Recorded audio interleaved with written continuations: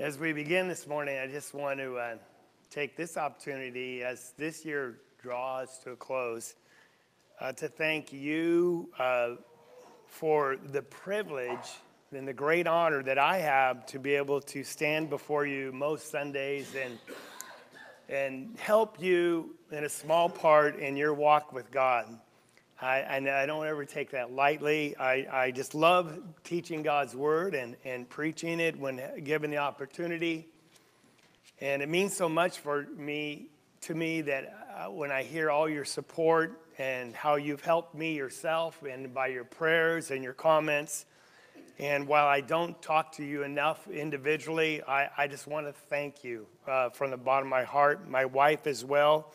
You've taken care of us. We moved here in 2001, that June of that year. And that makes it going on, wow, I can't even do the math. 18 years coming up. It's been a long time, but it's flown by really fast for me. I know some of you say, yeah, it's been a lot longer for us. But I thank you for your patience. And as we strive to walk with God, we just want to continue to help each other. And in contemplating that walk with God, we can't help but think of our model, and that's Jesus, right? And when you think, it's interesting to think about him, he was one that prayed. And as we talked about in our morning's class, he went into the garden to pray, and we're going to look at that. But you might think, first of all, what? Jesus needed to pray? I mean, he was God after all. He knew all things. He created all things. He was before all things. And he's God in the flesh. Why would he need, that's the operative word, need to pray? But we find in a text that I want to share with you, and I encourage you to look within your Bibles in Hebrews chapter 5. And we're going to look at this text and marry it back to the text that was read for us in Luke 22 about how Jesus went into the garden. But in Hebrews chapter 5, we have this really interesting statement in verse 7, all the way through verse 9, where he says, in the days of his flesh, he offered up both prayers and supplications with loud crying and tears to the one who is able to save him from death, and he was heard because of his piety. And so here, a summary statement of the life of Jesus on the cross was one of prayer. And it's not just prayer, but it's prayer that was with loud crying, and it was complemented with tears that flowed from his face. And we might find that peculiar or odd that our Lord, now what if I said he also had to suffer in order to learn obedience? What? Jesus has to learn how to obey? Again, he is the King of Kings and Lord of Lords. Why would he ever have to learn how to obey? But that's what we read in verse 8. Although he was a son, he learned obedience from the things which he suffered. And having been made perfect, he became, to all who obey him, the source of eternal salvation. Here we learn some fascinating things, which I want to draw our lesson from as we go into the garden. We learn about Jesus himself and how he walked on this earth.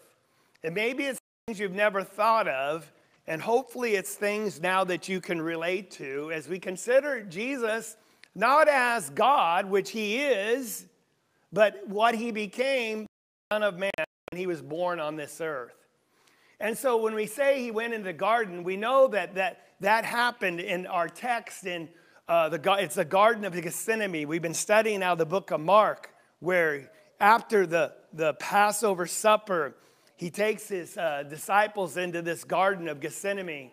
And here's a picture of what it might look like today. And these are actual olive trees that are close to the Garden of Gethsemane. But we find there, he takes the disciples and he says, sit here. Well, he goes into the inner recesses of the garden. So it must have been quite large. And he spends time by himself and he prays. And we're going to see a picture of him praying with tears and crying out to his Father. Now, you look at the location. Here is the Temple Mount, just so you have a frame of reference. This is the old city of Jerusalem down here. And the temple would be up here. There's a valley on one side, a valley on this side, a valley, Kidron Valley. Mount Olivet is over here. And right there is where they would understand the Garden of Gethsemane was located. So they'd have to go down through this ravine, climb up a little hill, and then to be in this sanctuary. It was a peaceful place of refuge, especially at night. And there's something calming to the soul when you go under the starlight or under the moons and into a place, a garden, especially when there's large trees, and you can be there alone. And you can communicate with your God. And that's what we see that Jesus is doing. It's a place that disciples knew well because he would go there often. Because Jesus had to escape the tension and all the hubdub and the work and just all the stress of his ministry on this earth. You know, he was like you and me. So when he went to where often, you know, he took much time out to pray to God. That's the garden that we're speaking of right here. And so when we look back at the Hebrews, we're going to look at 5 points that are given to us out of Hebrews, that Jesus was a man, but Jesus was a man that prayed, and Jesus was a man that prayed because he suffered, and Jesus was a man who prayed out of his suffering, but he was heard. And because he was a man who prayed out of his suffering and was heard, he became perfect because he learned obedience. And there's really the path that is laid for each and every one of us. And so with the first point, we'll see that he was human. We go, yeah, we all know that. But it's just amazing. He's fully divine, but fully human. Hebrews chapter 2, since the children partake of flesh and blood, he also himself had to be made in our likeness. And so that he could die for us and enter the grave because, you know, God can't die, but humans can, and they will. And we saw in Hebrews chapter 4 that he had to be made in our likeness so he could be tempted like us in every which way, so he can understand. And so we understand perfectly divine, but also perfectly human in the days of his flesh. It's hard for us to comprehend. But we also know that if he refers to himself, his favorite designation is this idea of calling himself the Son of Man. Now, it's interesting. I just want to pause and talk about that. Because truly, he's the Son of God. And that would show his divinity. So when he refers to himself as the Son of Man, we would be quick to say, and correctly, that he is speaking of his humanity. He understands and had walked like you and I did in everything. But really, there's much more to that phrase. It's the one that he used himself. It was his favorite self-designation. We find it in the book of Ezekiel. Ezekiel used it 93 times, speaking about himself. Because truly, he was the son of a man, feeble and frail, but God used him still. But when we look at the phrase, for example, in Daniel 7, when the Son of Man is seen coming up to the Ancient of Days, that's God himself, and to him was given a throne and a kingdom. And it says his dominion will be everlasting and will never end. We're looking at an exalted Son of Man, not someone that's feeble and frail, but someone who's overcome. And that's what we must think of when we think of Jesus, when it's used 82 times by himself in the New Testament. In Mark chapter 14, when he's done with his prayer in the garden, he says, the Son of Man is being betrayed into the hands of sinners. He said, get up, let's go. It's his favorite reference to himself. But it's not a defeated individual. It's an exalted person because he overcame. And that's what he wants for you and me, and that's why this lesson is so valuable. We look, second of all, that it says in our text in Hebrews chapter 3, as a human, he offered up both prayers and supplication. So as a human, I want you to know he was one that prayed, like you and me. And as a Son of Man, he's the icon, the model of how all men and women should walk before our God. He sets the ultimate example of here's how you can do it. Because God has been patient with mankind on the earth for thousands of years. And finally, he says in his divine wisdom, I'm going to send my own son. He'll show you how to walk with me. He'll show you how to overcome sin. He'll show you that you can please me and glorify me. He'll show you that you can go to heaven and how to get there.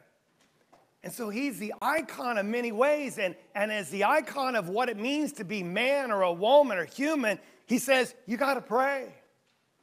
That's where the power in overcoming starts.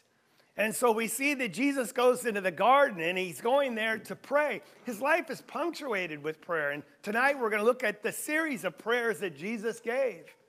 I invite you to come back tonight for that. But we see him falling down and praying. We see him lifting up his arms in prayer. We see him escaping to the mountain to pray all night. Jesus prayed all the time. And here in the garden, it says in our text in Luke 22, where we just read that he went and prayed fervently. Some words that I want you to understand. The word prayer there that is used is important to understand. It's this crying out to God out of a personal need. And it's a personal want because you feel like you're deficient and you need help in some way. So it's not just a prayer of blessing or a prayer of thanks. It's a prayer of crying out because I need help. And that was our Lord. Jesus, as he needed help. The second word, supplication, is really an interesting word. It's only used here. And it literally means extending of a palm branch. And you go, what does that mean? Have you ever prayed with a palm branch? That's what Jesus did. When a subordinate approached a superior, such as a king, often they would fall before him. They'd maybe kiss their feet or kiss their hand. But often when they're seeking peace, they would extend a palm branch. They're requesting a favor from a superior because they know they're the inferior and they're looking for help. And so this is a very interesting word. It's recognizing God is our Father who's in charge of all things. And Jesus clearly understood that. And in his greatest time of need, when he's alone in the garden, he cries to his Father, extending this palm branch. I need your help. You're the superior, the only one that can help me. He prayed to the one who is able to save him from death. And so those words are so important for us to understand. And as we look at the idea of him praying, sometimes we get these artist rendition of how Jesus appeared. And really, is that how you think he looked? I mean, it's so serene and calm. It's like maybe before his wedding to a lady or something. Is that the way you picture what we just read? Fervent, agony, tears that were as sweat as blood? Well, we'll see that was not the case, because our text says in Hebrews chapter 5, where we read that Jesus, yes, was human. And as a human, he prayed. But as a human, he also suffered mightily, perhaps more than you and I could ever understand. But he dealt with that suffering by his prayers to the one who could save. And so notice again this loud crying and tears that he expressed. And that's an expression of the agony that he felt in the garden there. And I just want to draw your attention to, again, this idea that he went into prayer or to the garden. He's down by himself. He drops to his knees. And we find that he utters this simple request: God, let this cup pass. Now, we talked about that in our class, but we just have to bring us all up to the same place in understanding. The cup represented the cross. The cup represented the suffering that he's going to have to partake of for all humanity. The cup meant more of that. It was a metaphor for God's wrath and judgment upon sin. And Jesus knew no sin is going to take on everyone's sin, including yours and mine. And all the wrath that should have fell upon us because of our own willful nature to sin, it's all going to fall upon him. He's never experienced separation from God. And this is the fact that he's going to be betrayed into the hands of sinners, and he's got to willingly just refrain himself and let sinners take God Almighty and kill him is something so foreign to who he is and what he's been. And 3 times, I just want you to hear his prayer. 3 times he says the same thing. Let this cup pass. What does that tell us? He doesn't want to go through with it. And that's where you and I can relate to him. There are things that God asks you in the situations you find yourself in. You don't want to go through it. And you cry. You say, how can I escape this? Do we cry to the right person? Do we cry to the one who's able to save us? 3 times he tells the Lord, I don't want to die. Now, I don't know what his suffering, the greatest part of it was. Perhaps it's the betrayal by his friends. That's so personal. That's worse than any betrayal by a spouse or a close. This is by the inner 3 plus the rest of the disciples. They're all going to deny him and turn and flee. Perhaps it's betrayal or the suffering by his enemies, and that's physical. Because he knows what's going to happen, the brutal beating and the mockery and that he's going to have to endure when he created them, and he's just going to keep his mouth quiet. Perhaps it's spiritual suffering because he knows he's going to be for the first time separated from his Father. He was enough to empty himself of divinity and being God when he became a baby. But now on the cross, you've heard the cry, my God, why hast thou forsaken me? As God turns his way because he cannot look upon sin. And there's that spiritual suffering where he enters the Hadean realm. I don't know which is worse. Perhaps the deepest, darkest struggle is right here in the garden because he has to decide if he's going to obey his Lord, his Father, or walk away. 3 times his, I don't want to. Do you understand that? This isn't some nice, scene here. He's in agony. But each time he follows up. It's not about me. It's not what I want. Lord, I want to submit to your will. Let your will be done. And we'll come back and make some comments about that in a second. But this idea of this loud crying, it's paralleled in Luke 22 because we're in the garden now and we're listening to Jesus. Luke, the physician, it's not coincidence. He's the only one that uses this language. There's 3 words he's going to use. It's not found anywhere else in the other accounts. The word agony is the word Greek for agonize. It's to be totally torn up inside and not know what to do. The idea of he was praying fervently. That means to be stretched out to the, like maybe when you're reaching for something, you can't get there. Have you ever had those dreams where you're trying to run, but you can't run fast enough? Or as soon as you get there, you're farther away. It's stretching out to his God fervently. And then he uses this other word where he says, sweat was dropping from his face like blood to the ground. And you say, well, what is that all about? And it's a reality. It's not like sweat was dropping like blood drops. The sweat was as blood. And it's a condition that is called hematidrosis, and it's a medical condition that was witnessed by writers, ancient writers. Aristotle spoke about it as well as other people, and there's been examples, even though it's very rare. But when people are in great trauma, the blood vessels will burst in their face, and so the blood that bursts out of the vessels mingles with the sweat that comes out, the perspiration from your face, and mingles together, and it drops to the ground. It's so rare. It only happens in the severe cases of trauma and distress. And so when you see this actually happening, and Dr. Luke is the only one that describes this because he, being a physician, understands what's going on. We can get just a glimpse of the suffering that he endured as the Son of Man.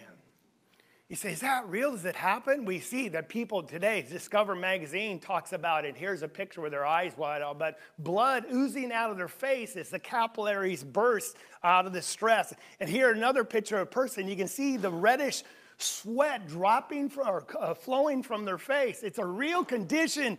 And I know in my worst of times,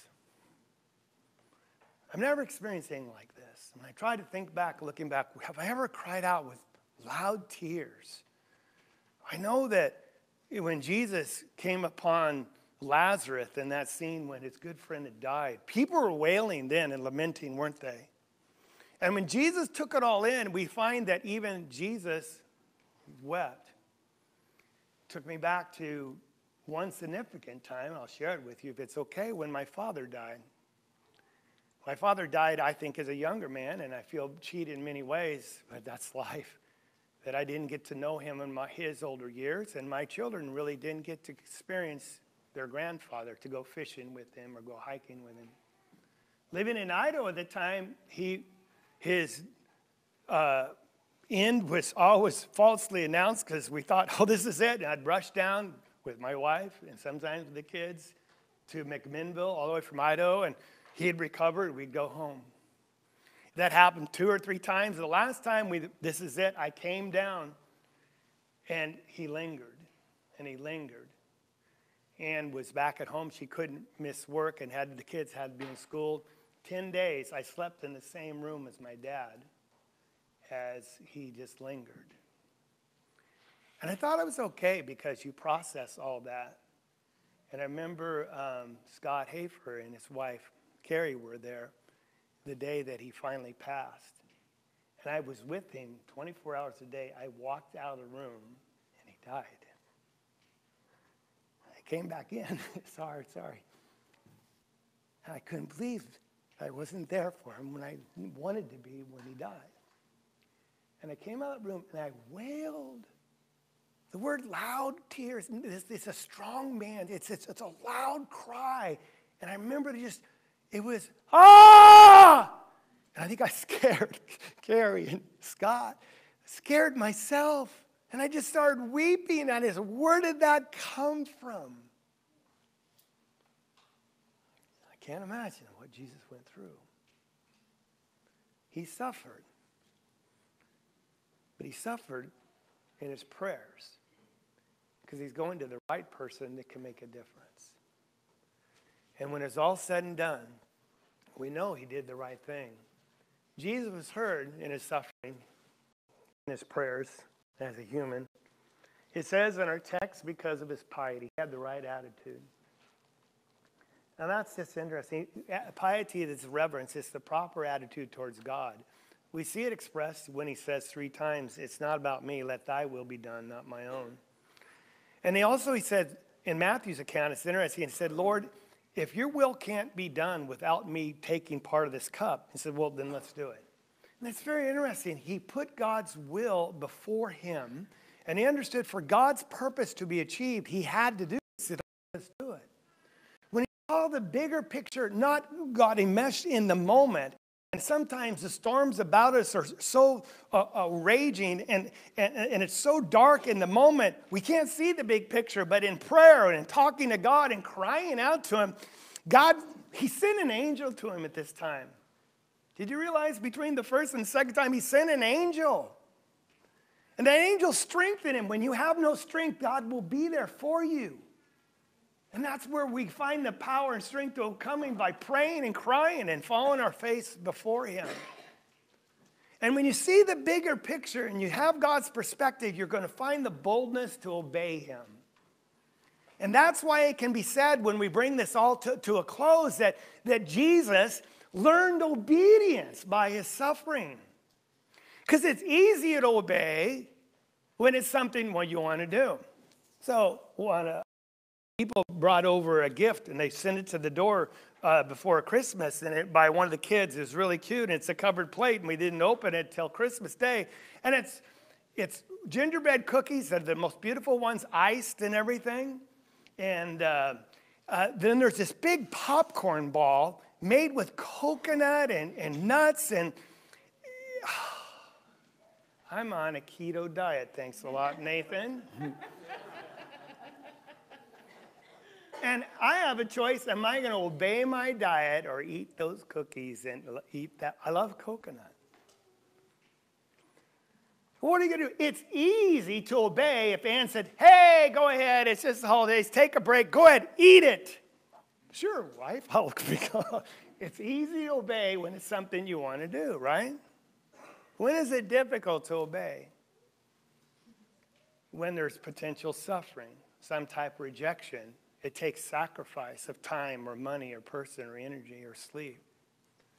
That's when it's difficult.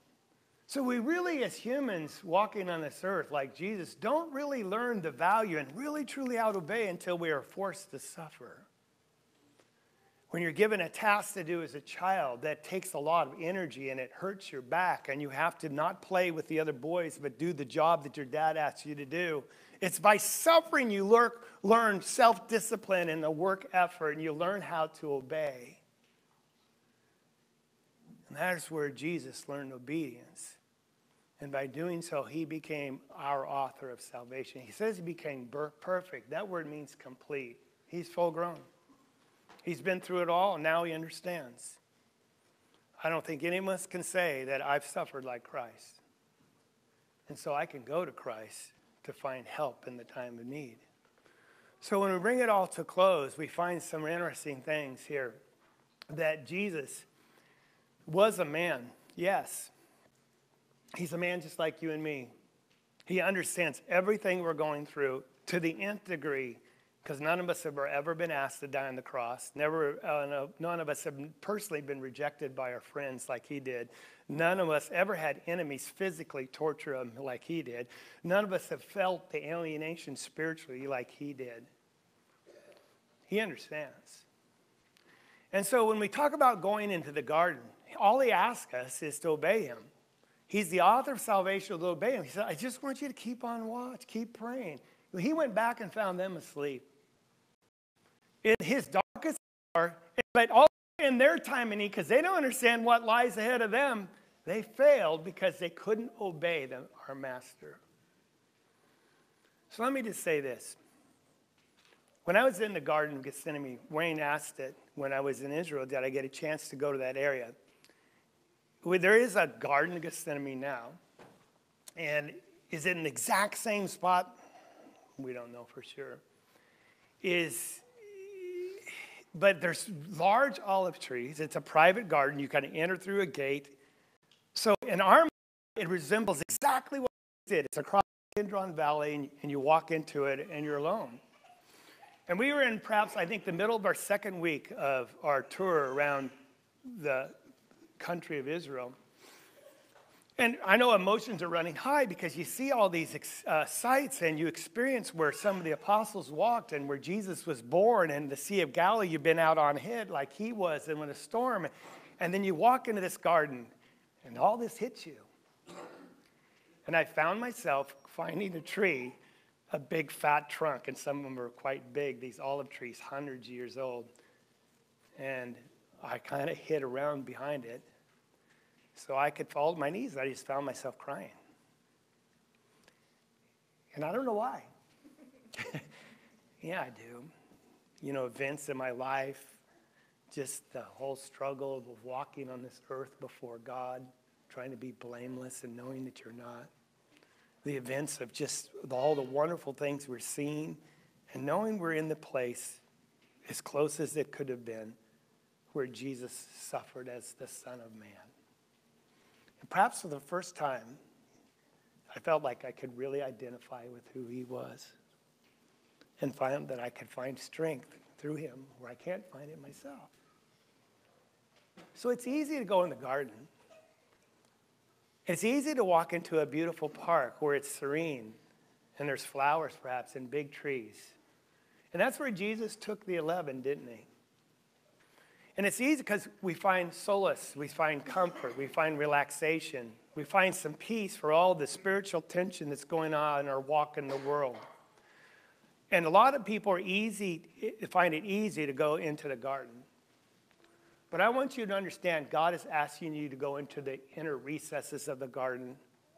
He's asking you to follow Jesus into the dark places where you're all alone, where you face your struggles, where you face your shortcomings, and when you find yourself bare and naked before him, where you have nothing but to do to cry to him.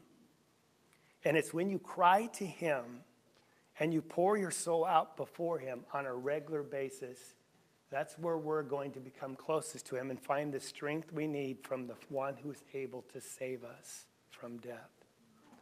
That's your takeaway. He wants us to obey him, and Satan has convinced us, so many of us, that obeying Jesus is the problem. That's what causes suffering in my life. I can't do what I want to do. When in reality, Jesus is the author of salvation to those who obey him. What he's saying is, obeying him is the solution. It's the solution to finding the peace that you finally wanted. It's the solution to find the hope you've been struggling for. It's the solution in how you overcome the things that are troubling you. It's not disobeying. It's obeying him because he's been through it. He authored the path and he's shown it to us, and he says, just come, follow me. Let's not let Satan deceive us anymore. That it's hard to follow Christ. No, it's hard not following Christ. It's hard walking on our own. Victory is going to be found in following him. So let's go into the garden. And let's make it a regular part of our life through this next year and every day of our life on this earth.